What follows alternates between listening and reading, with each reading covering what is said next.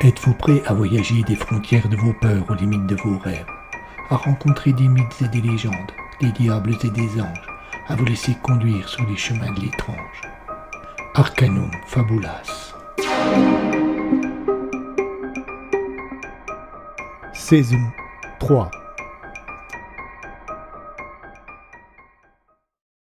Amalricus 2, le chemin des enfers, épisode 16.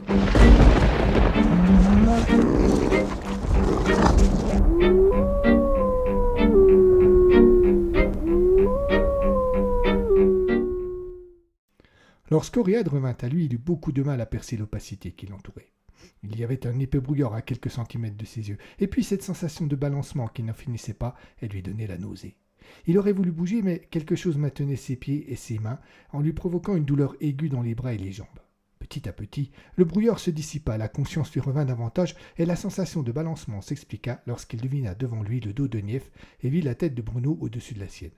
Ses deux camarades étaient en train de le porter dans les couloirs de jour. Que s'est-il passé osa le professeur. Les deux autres s'arrêtèrent net. Ils le regardèrent avec un certain soulagement. Visiblement, Nief était à bout de souffle. « Ouf, il se réveille, dit ce dernier en le posant par terre. Vous vous sentez mieux ?» Oriad, qui était maintenant assis à même le sol, porta sa main à son front et puis se frotta le visage. Je crois, oui, mais que s'est-il passé ? Oh, c'est incroyable, le loup s'est approché. Ce n'est pas vraiment le moment, coupa net Bruno en lançant un regard noir à Nief qui s'apprêtait à tout reprendre par le menu. Vous pouvez marcher ? Je crois. Oriad ne parvint à se lever qu'au prix d'un terrible effort, et à une fois debout, il lui fallut encore bien 10 secondes avant d'être sûr de son équilibre. Ils se remirent en route et atteignirent la sortie qui donnait dans le ravin, juste en face des casernes Mangeoffre. Ils eurent du mal à ouvrir la grille, qui était gelée, mais c'est avec un sentiment de libération qu'ils sentirent la neige sur leur visage. C'est l'instant que choisit Oriad pour revenir à la charge. « Eh bien maintenant, peut-être vais-je enfin savoir ce qui s'est passé ?» Pour obtenir son accord, Nief jeta un coup d'œil à Bruno qui acquiesça. « Oui, dit-il, mais remettons-nous en marche, je serai plus rassuré quand nous aurons quitté la place. » Et c'est donc en avançant péniblement que Nief commença le récit. Quand le loup s'est approché de vous, vous vous êtes littéralement écroulé. Oriad se sentit honteux. Pendant 1 ou 2 secondes, Bruno et moi avons été complètement paralysés. Le loup ne vous a rien fait, il vous a senti, il a posé sa patte sur votre torse. Et c'est à ce moment que Bruno a réagi, il a pris une pierre au sol et lui a jeté. Il a redressé la tête et nous a regardé et s'est enfui sans demander son reste. Et c'est ça qui n'est pas normal. Pourquoi ? Demanda Oriad. Parce que si, comme je le pense, il s'agit bien du loup de Romac, il n'aurait pas dû réagir comme cela. Et qu'auriez-vous pensé qu'il allait faire ? Demanda Bruno. Il aurait dû vous sauter dessus et vous tuer, et c'est d'ailleurs étonnant qu'Amalricus ne fût pas avec lui. Cela veut dire que d'après vous... Je n'en sais rien. Ils atteignirent la porte du fort et le laissèrent derrière eux, sans leur regret, mais avec inquiétude. Ce matin-là, Claude Tallois devait se rendre chez Emma pour lui donner ses dernières conclusions et aviser de la suite. Quand il quitta son appartement, le froid était encore plus vif que la veille. Il était un peu plus de 10 heures du matin et pourtant, quand le lieutenant traversa la ville, cette dernière était étrangement déserte. Juste quelques personnes emmitouflées dans des habits qui auraient dû rester dans les placards à cette époque de l'année semblaient errer sans but sur les trottoirs, ne prenant pas le temps de s'arrêter devant les vitrines des magasins.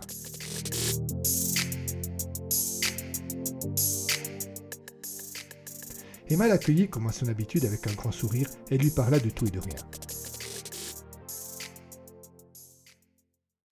À ce sujet, reprit-il en écho à la jeune femme qui venait de faire allusion aux conditions climatiques, je pensais avoir une idée de ce qui peut se passer. Il marqua une pause et se passa la main sur le visage puis poursuivit. J'ai continué à chercher tout ce que je trouvais sur les Romacs. Un des livres de ton mari explique qu'il n'échappe à la mort qu'en trompant le temps et l'enfer. Le temps et l'enfer ? Répéta Emma d'un ton interrogateur. Oui, d'après les légendes, quand le lien d'un Romac est détruit, l'enfer et le temps entreprennent une traque pour le rattraper. Écoute plutôt. Il se baissa et sortit de sa sacoche le livre dont il venait de parler. Il l'ouvrit à une page qui était marquée par un signet et commença à lire d'un ton sentencieux. Le chemin sortira des enfers au nord du lieu où les portes s'ouvriront. Il se déploiera lentement, semant la mort chez celui qui le traversera, bouleversant la nature et le temps, et rejoindra les portes qui serviront de passage au Romac déchu. La peur et la mort souffleront dans l'entrebâillement qui s'élargira chaque jour un peu plus jusqu'à ce que le Romac le franchisse. Alors, la vie reprendra ses droits, effaçant cette erreur de la mémoire des hommes. Emma demeure interdite. Elle espérait convaincre Tallois d'accepter de croire en la légende de Romac pour expliquer les événements qu'ils avaient vécus. Et cette fois, plus de doute, le jeune homme en était convaincu, à tel point qu'il allait plus loin qu'il n'avait jamais osé aller dans ses théories. « Alors, tu penses que... »« Je me suis renseigné, dit-il en fermant le livre. Il y a une petite quinzaine de jours, un homme d'une cinquantaine d'années a été retrouvé mort par un adolescent dans un bois près de Baume-les-Dames. Le jeune homme a raconté aux gendarmes qu'il venait de croiser l'homme avant l'accident et qu'il avait ensuite perçu un très fort sifflement avant d'entendre le malheureux hurler. L'enquête n'est pas parvenue à définir comment la victime avait pu être projetée si loin de son point d'origine. Il s'arrêta, sortit de sa sacoche une carte de la région qu'il déplia sur la table. « Voilà, dit-il, en faisant une croix sur la carte, à l'endroit où s'était déroulé l'événement qu'il venait de relater. Mais ce n'est pas tout. 2 jours plus tard, un jeune homme a été victime d'un accident près du village de Passavant, ici.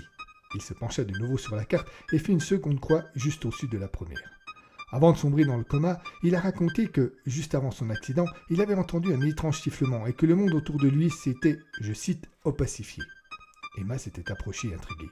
« Tu sais qui a signalé le premier la neige ?» demanda Tallois en découvrant l'intérêt que portait la jeune femme à son histoire. « Non, c'est un militaire du camp de Valdaon, ici. » Il fit une 3e croix au sud des 2 premières, mais parfaitement alignée, qui a senti le premier des flocons. Juste avant, il affirme avoir entendu un sifflement et avoir vu le monde autour de lui s'opacifier. Un de ses camarades a été tué à ce moment-là. Je n'ai pas pu en savoir plus. Si tu traces une ligne allant du nord au sud en passant par les 3 points où se sont passés les 3 événements dont je viens de te parler, tu verras qu'elle coupe à la fois Pontarlier et le lac Saint-Point. Celui-là même qui s'est retrouvé gelé en une nuit sans véritable raison apparente. Qu'en conclus-tu ?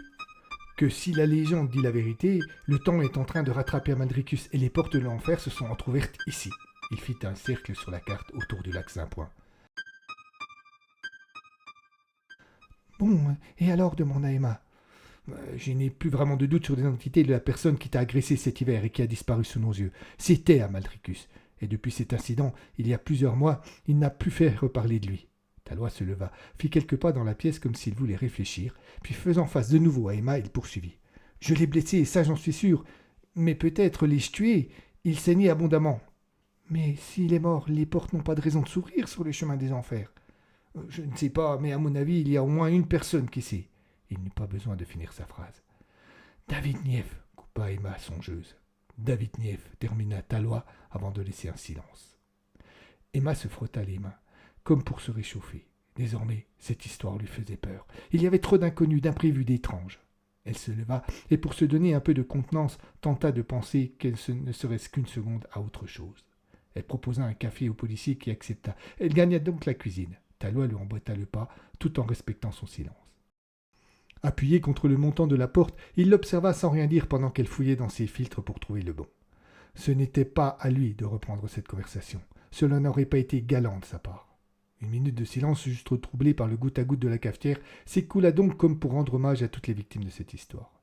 Et puis, Emma sembla reprendre le dessus. Elle soupira et demanda sans regarder Claude Tallois ce qu'il comptait faire. « En fait, » reprit le policier, « j'ai reçu ce matin du nouveau. Je pense pouvoir prouver que Nief est mêlé à la mort de Stéphane Moll et à celle d'Hugo Marlet. » Emma lui jeta un regard désolé. Claude Tallois se sentit obligé presque de s'excuser. « Je sais, c'est vraiment peu de choses et cela ne serait d'aucune utilité devant la justice. Cependant, tout va être dans la manière. » Emma, sans l'interrompre, lui tendit sa tasse et y versa le café tout chaud dont l'odeur envahissait la pièce. « Je vais lui dire que ce que je sais, en lui laissant supposer que j'en sais beaucoup plus. Je vais tenter de lui faire peur, de le pousser à parler. C'est un jeu dangereux. J'en suis bien conscient, mais je n'ai plus vraiment le choix. Je sens qu'il saura quoi faire contre les portes des enfers. » Emma baissa les yeux et alla s'asseoir sur une des chaises de la cuisine. Une tristesse s'était d'un seul coup inscrite sur son visage. « Quelque chose ne va pas ?» demanda Claude. Elle hésita. « Non, simplement nous nous apprêtons à transformer en allié l'un de ceux que j'ai longtemps cru coupables. »« Oh, je ne me fais pas d'illusions sur le personnage. Simplement, si nous voulons savoir la vérité, nous avons besoin de lui. Ces nouveaux éléments que tu possèdes, c'est quoi ? C'est un peu long, je t'expliquerai plus tard. » Emma se leva. « Promets-moi que tu ne me laisseras pas tomber et que tu me permettras de venger mon mari. Je te le jure. » Claude Tallois sentit un frisson parcourir toute sa colonne vertébrale dès que la porte se fut fermée. La charmante jeune fille qui l'avait accueilli lui avait fait oublier pour un instant seulement, l'endroit où il se trouvait. Mais dès qu'il fut seul, que sa charmante hôtesse eut quitté la pièce pour aller prévenir Nief, Tallois se sentit étouffé entre les murs de joue. Ce malaise avait sans aucun doute pour racine cette vérité qu'il devinait dans ces ondes d'ombre qui l'affolaient. La pièce où on l'avait fait entrer s'appelait la pièce du puits. C'est dans cette dernière que, avant les travaux pour les fortifications Joffre, débouchait le fameux puits du fort. Le policier avait l'impression, sans doute du fait de son imagination fertile, qu'il sentait le froid de ce trou béant caresser la voûte de ses pieds et s'immiscer sournoisement entre ses jambes et son pantalon. Il voulut se donner un peu de contenance et s'approcha de l'immense photo du château qui était accrochée sur un des murs. Il se força à s'y intéresser, cherchant à y repérer les détails cachés ou encore l'endroit où il se trouvait. « Il est impressionnant, n'est-ce pas ?» Claude Tallois sursauta. Son appréhension revint bien plus vite qu'elle n'était partie. Dans l'entrebâillement de la porte se tenait Nief, qui était arrivé sans faire le moindre bruit. Il entra, referma derrière lui et vint s'asseoir au bout de la table. Il invita le policier à faire de même et demanda les raisons de cette nouvelle visite. L'espace d'un instant, Tallois les avait oubliés. Pour jouer le rôle qui s'était assigné, pour avoir la moindre chance d'impressionner son interlocuteur, il devait absolument se ressaisir, faire abstraction du lieu et des fantômes qui pouvaient le peupler. Pourtant, il eut l'impression que le froid du puits revenait à la chasse. Il trembla imperceptiblement, se posa la main sur les jambes. Rapidement, il jeta un coup d'œil au scientifique qui l'observait sans rien dire. Ce dernier ne semblait pas avoir remarqué son hésitation. Enfin, l'esprit professionnel reprit le dessus. Tallois se sentit apte à attaquer. « Professeur, connaissez-vous le... » Il sortit un morceau de papier chiffonné de sa poche et le lut avec application. « Le tétrahéroïnotol. » Tallois fixa Nief, attendant sa réaction ou la marque d'une surprise, mais elle ne vint pas.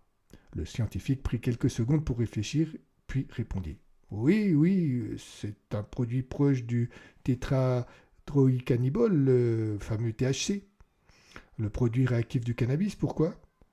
Tallois fut un peu déçu, mais n'en laissa rien paraître. C'est exact, c'est un dérivé du THC, plus puissant, mais assez difficile à produire et sans effet supplémentaire par rapport à son grand frère. C'est possible. Pouvez-vous me dire quelle utilité vous avez de ce produit, monsieur Nief ? L'autre devint d'un seul coup plus pâle. Il se raidit un peu sur sa chaise et effaça toute arrogance de son visage. Je ne comprends pas, répondit-il sans assurance. Figurez-vous que j'ai enquêté auprès de la faculté où vous travaillez. Ce produit, dont on se demande quelle utilité peut en avoir un historien, a été commandé à 2 reprises par votre université en petite quantité auprès d'un groupe pharmaceutique. Il y a eu un peu plus de 3 ans et l'année dernière. En me penchant sur les bons de réservation, je me suis rendu compte que c'est vous qui avez demandé ce produit. Alors pourquoi ? Nief laissa couler une goutte de sueur sur son front. Il se leva et fit quelques pas dans la pièce. Il venait de comprendre qu'il s'était jeté dans la basse dans un piège grossier. Il lui fallait trouver une pariade. C'est exact, cela me revient maintenant. C'était pour un ensemble d'expériences. Quelles expériences ? Nief ne répondit pas. Il réfléchit très vite, puis fixant de nouveau son interlocuteur, lança sa contre-attaque. Je pourrais vous répondre sans aucune difficulté, je n'ai rien à cacher, mais figurez-vous que je n'apprécie que très moyennement votre manière d'agir. Rien ne m'oblige à vous faire part de ces détails, n'est-ce pas ? C'est exact. Commander ce produit dans les conditions que je l'ai fait n'a rien d'illégal, n'est-ce pas ? Toujours exact. Alors allez au diable. Nief se dirigea vers la porte, manifestant ostensiblement son désir de voir Claude Tallois la franchir. Mais ce dernier ne bougea pas, au contraire. Il recula légèrement sur sa chaise et se cala au fond bien plus confortablement. « Permettez, professeur, je n'ai pas terminé. Connaissiez-vous Hugo Marlet ?» Nief stoppa net. Il ne répondit pas. Le policier n'insista pas. « Ce monsieur, soupçonné d'agression, s'est jeté par une fenêtre de l'hôpital de Pontarlier. À moins, bien sûr, qu'on ne l'ait poussé. » Nief continua à lui tourner le dos. Il ne bougeait pas, sentant la nasse se refermer inexorablement autour de lui. Peu avant, j'avais rencontré le docteur Fèvre qui s'était occupé de lui. Elle avait trouvé dans le corps du malheureux un produit inconnu, ainsi que des traces de THC. Mais étonnamment, tout cela a disparu très vite. Quand on l'a retrouvé mort, j'ai demandé au médecin légiste de faire des recherches sur la présence de ce produit. Il en a trouvé. C'est lui aussi qui s'est aperçu que ce n'était pas du THC, mais du tétrahéroïnotol. Beaucoup moins stable et qui disparaît rapidement dans l'organisme. Claude se leva et s'approcha de Nief qui demeurait immobile. Ce qui est amusant, poursuivit le policier, c'est qu'en ressortant les dossiers de l'affaire Prégnoux, vous savez votre collègue soi-disant malade qui a soi-disant commis une série de crimes dans la région il y a 3 ans, je me suis rendu compte qu'on avait trouvé les mêmes substances lors de l'autopsie de Pascal Moll, un jeune homme qui, sans raison, a tenté de se faire exploser sur le lieu des fouilles. Je ne vois vraiment pas en quoi tout cela me concerne. En fait, j'ai la preuve que vous connaissiez ces deux personnes, et je pense que vous leur avez fourni ce produit. Je pense aussi que ce dernier agit comme un fort hallucinatoire, et qu'il modifie profondément le sens des réalités. Mais je n'ai pas terminé. L'une des victimes des meurtres d'il y a 3 ans se nommait Gustave Lufrier. On a retrouvé dans ses affaires une lettre qui commençait par « Cher David ». À l'époque, personne n'a pu identifier ce David. Aujourd'hui, j'ai la conviction qu'il s'agit de vous. Je peux aussi vous parler du journal de Lufrier père et de votre aïeul, ingénieur au fort de Joux, qui a eu en charge de creuser le tunnel au début du siècle. D'accord, vous avez gagné, que voulez-vous? La vérité et avec tous les détails. Vous n'êtes pas prêt pour la vérité, vous ne pourriez pas me croire. Si vous pensez que je ne pourrais pas croire à Maldricus, oubliez et racontez-moi.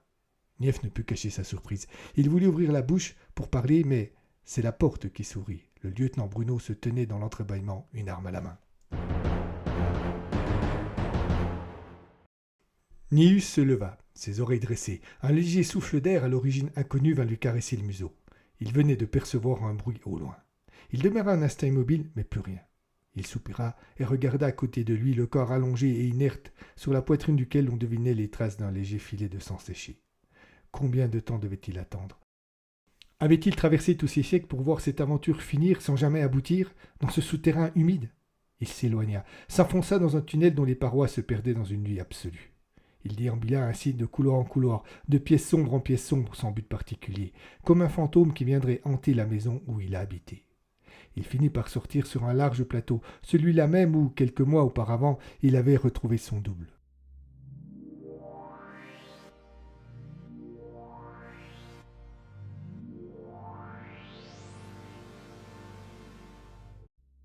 La neige tombait et le froid régnait. Il faisait jour. Depuis des semaines, Nius n'avait pas vu le jour. Il se retourna pour regarder le fort de Joux derrière lui, comme on regarde un vieil ami que l'on s'apprête à quitter. Le temps était en marche. Il ne parviendrait pas à l'arrêter. À quoi pouvait-il lui servir de rester encore ici?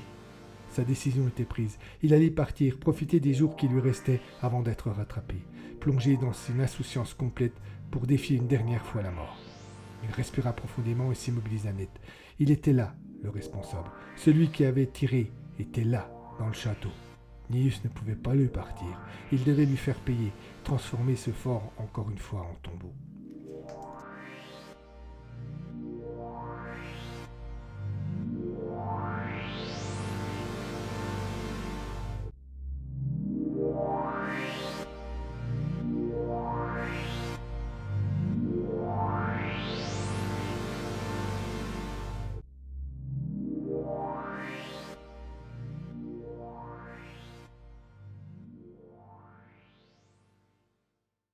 Mais qu'est-ce que vous faites? Hurla Nief. Vous avez perdu l'esprit? Ne vous occupez pas de cela, professeur, rétorqua Bruno. Puis se retournant vers Claude Tallois, qu'il menaçait toujours de son arme, il poursuivit. Je vous écoute, monsieur le policier. Vous allez me raconter tout ce que vous savez de cette affaire, et surtout, ne soyez pas en détail. Claude Tallois comprit à cet instant exactement ce que signifiait le mot terreur. Il essaya de ne rien laisser paraître, mais c'était un exercice difficile et même impossible. Il raconta donc tout ce qu'il savait sur l'affaire et sur les meurtres, sur Prégnoux, sur Rosen, Sénéchal et Lodès, sur les légendes des Romaques, sur le chemin des enfers. Les deux autres écoutèrent sans broncher. Quand il eut terminé, Bruno s'approcha de la table. « Je suis désolé, dit-il. Je n'aime pas utiliser ces méthodes, mais je voulais être sûr que vous nous diriez tout ce que vous savez. » Il rangea son arme et s'adressa à Nief. « Eh bien, je pense que nous avons un nouvel allié. » Puis, revenant vers Tallois, qui ne savait plus à quel saint se vouer, enchaîna. À nous de vous expliquer où nous en sommes et ce que nous poursuivons. Le militaire s'installa en face du policier. L'ambiance se détendit un peu. Je suis, reprit Bruno, membre d'un service un peu particulier de l'armée. Nous nous occupons de centraliser de manière discrète et d'étouffer si possible tous les faits qui pourraient être un peu compromettants pour nous. Il y a 3 ans, j'ai rencontré le commissaire Rosen pour lui proposer un marché. Il avait en sa possession un document que nous voulions récupérer. En échange de sa collaboration, je l'ai informé sur le contenu d'un de nos dossiers. « Lequel » demanda Tallois. « Le dossier Joux, qui contient des éléments sur ce qui s'est passé au début. Enfin, je ne vous apprends rien, vous avez découvert tout cela. » « Et le document que vous vouliez récupérer ?»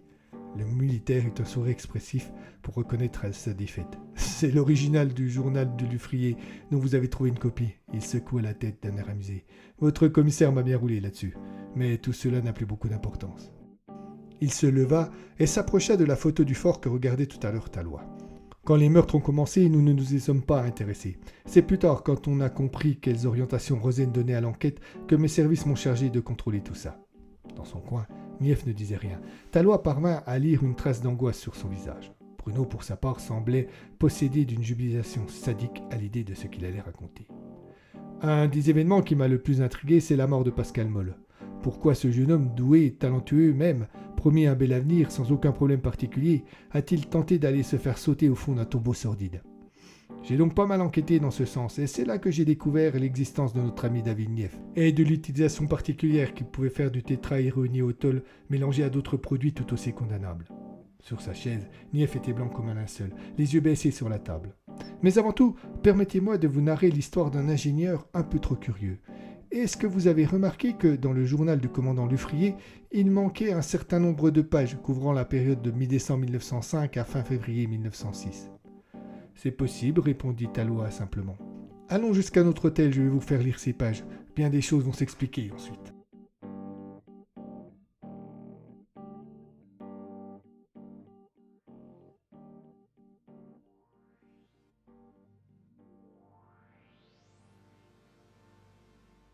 Nius avait replongé dans cette forteresse que, quelques instants encore auparavant, il était prêt à quitter. Tous ses sens étaient en action pour repérer sa proie, mais il n'avait pas les compétences d'Amalricus, même si sa connaissance des dimensions lui permettait de franchir les obstacles, tels que les portes fermées ou certains murs un peu épais. Il arriva bien vite là où les hommes travaillaient. Il ignorait le but de leurs actions et s'en moquait éperdument. Il tendit le museau à la recherche de toute odeur, mais sa proie n'était pas là. Tapis dans l'ombre d'un couloir d'accès, il parvint à ne pas se faire remarquer et s'éclipsa en revenant sur ses pas. Il parcourut les réseaux souterrains du fort en vain. Il gagna les cours intérieurs et remarqua de suite que l'odeur était plus vive ici. Il s'approcha d'un petit escalier. Pas de doute, sa proie était passée par là. Mais la satisfaction du chasseur laissa bien vite place à la déception du bredouille. Elle n'était plus là. Nius comprit d'un seul coup qu'elle était en train de s'éloigner et il se précipita pour la rattraper. Il regagna les souterrains du fort, les traversa sans s'y arrêter et déboucha au pied de la tour du diable. De là, il voyait le chemin en contrebas. La neige bloquait la route d'accès de l'autre côté et tous ceux qui voulaient quitter le fort devaient passer par là. Deux voitures descendaient lentement, phare allumé, frein enfoncé. Nius tendit le museau. Sa proie était dans l'un des deux véhicules, elle lui échappait. Mais cela n'était que partie remise. Le loup savait parfaitement qu'elle reviendrait et il serait là pour l'attendre. À suivre.